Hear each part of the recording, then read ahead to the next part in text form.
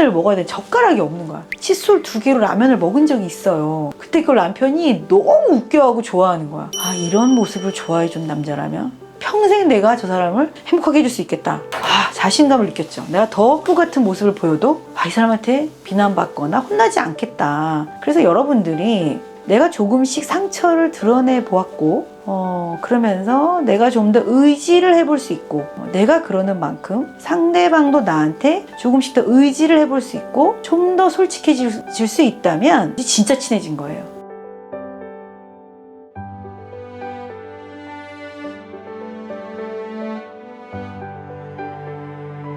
안녕하십니까. 상담심리 전문가 앤드쌤입니다. 오늘은 무엇이 궁금해서 찾아오셨을까요? 선생님, 제 주변에 언니 오빠들을 보면은 결혼 적령기거든요. 20대 후반부터 30대 초 중후반 그렇게 되는데, 근데 그 언니 오빠들 연애 얘기를 들어보면은 나 그 사람하고는 결혼까지 할 뻔했지. 제가 보기에는 그 언니 오빠들이 무슨 문제가 있는 것도 아니었는데, 그러면 결혼을 하기 좋은 타이밍을 놓쳤던 걸까요? 아니면은 어떤 문제가 있었던 걸까요? 그러니까 사람들이 저희가 결혼까지 얘기했는데 헤어졌어요, 이렇게 얘기를 할 때 굉장히 괴로워하더라고요. 그럼 오늘은 과연 결혼을 이야기할 만한 커플의 타이밍은 어떤 건지 오늘 뭐 그런 얘기를 한번 해보면 좋겠네요.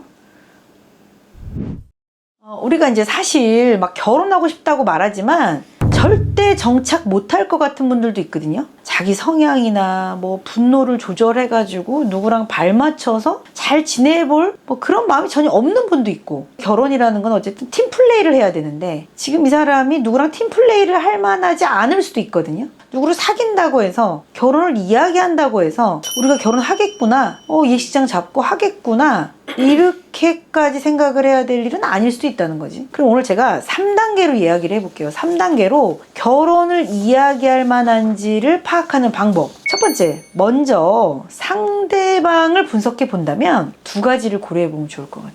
하나는요, 이 사람이 지금 결혼할 만한 가능성이 있을까? 말로는 막 결혼하지. 나 너무 결혼하고 싶대. 혼자 사는 것을 너무 지금 즐기고 살아. 막 맨날 늦게 들어오고 막 술 먹고 막 나이트 가고 막 너무 즐겁게 살아. 말로는 나 외롭다고 하지만 누구랑 꾸준히 관계할 에너지가 없을 수도 있어요. 나한테 연락을 줬다 안 줬다의 기복이 너무 클 수도 있고요. 2번째 고려할 사항은 결혼하지 않고 이제 남아있는 사람들은 사실은 이런 거잖아. 보여지는 조건에서 좀 부족해 보일 확률이 높죠. 우리가 또 그런 기준으로 상대를 파악하고 있다면 나 자신한테도 그런 잣대를 들이대고 있겠죠. 그러면 또 나도 또 그 조건에 안 맞으니까 위축되고 있을 거예요. 30대 중반 좀 넘어가면은 얼마나 많은 인연에서 거절당하고 이별당하고 배신당하고 해봤겠어요. 인간이 성숙된 거예요. 이게 나쁜 게 아니고 성숙돼가지고 좀 위축이 된 거예요. 내가 만든 이론인데 30대 중반 넘어가면은 회피해착이 되어 가는 것 같다고. 그게 어떻게 보면 정상 발달 같다고. 그렇게 되는데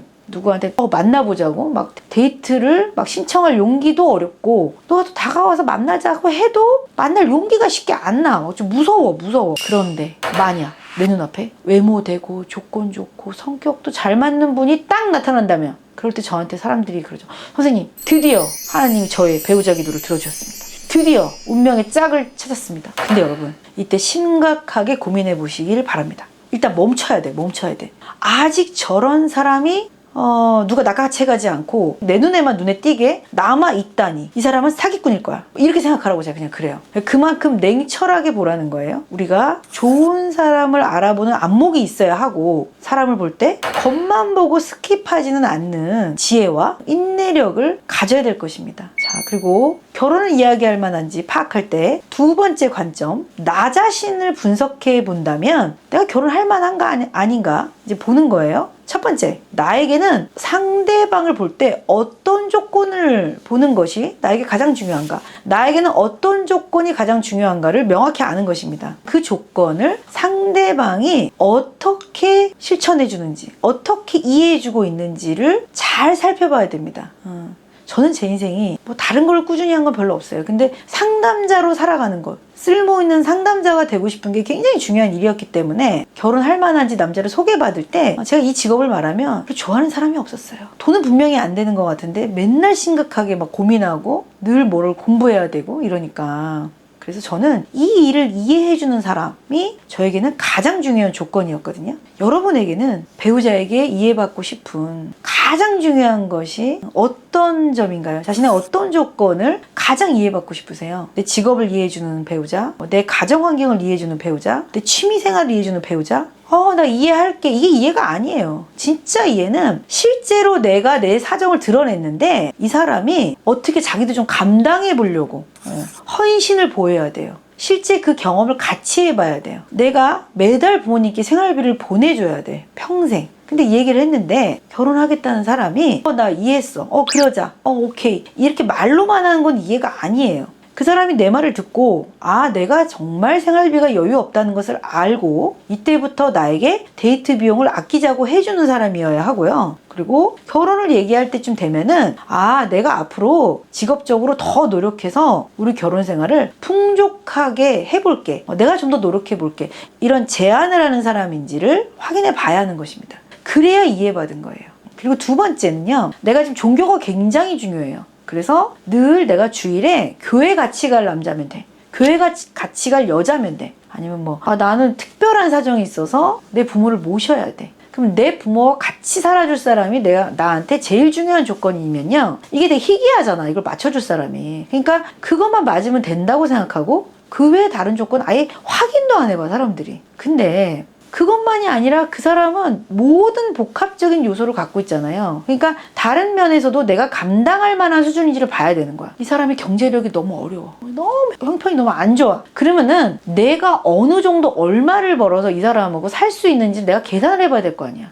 그럼 내가 내 직업에서 연봉을 높일 수 있는 방법은 뭔지, 아니면 내가 허리띠를 막 졸라 매가지고 이 사람하고 라면만 먹어도 행복하게 살려는 방법은 뭔지 이렇게 내가 고민을 해봐야 되는 거지. 그래서 내가 그러고 싶을 정도로 이 사람이 좋은지, 너 때문에 내가 고생했어 이렇게 안 하고 행복해 할 수 있는지를 내가 그런 인격을 가진 인간인지를 봐야겠지. 그러니까 자기 상황을, 자기 수준을 잘 알아야 돼. 결혼을 할 만한 지금 적절한 때인지를 살펴보는 세 번째 관점, 서로의 관계적인 수준에서 한번 분석해 볼 수 있습니다. 서로의 집에도 왔다 갔다 하고 며칠씩 함께 있어도 불편하지 않고 그런 거를 좀 서로 봐야 돼. 근데 나는 편해. 상대방은 막 긴장해서 뭐 줄까 이거 좀 잘못됐어. 이렇게 결혼 생활을 오래 못 가요. 그 사람이 언제까지 해주겠어요. 나도 마찬가지지.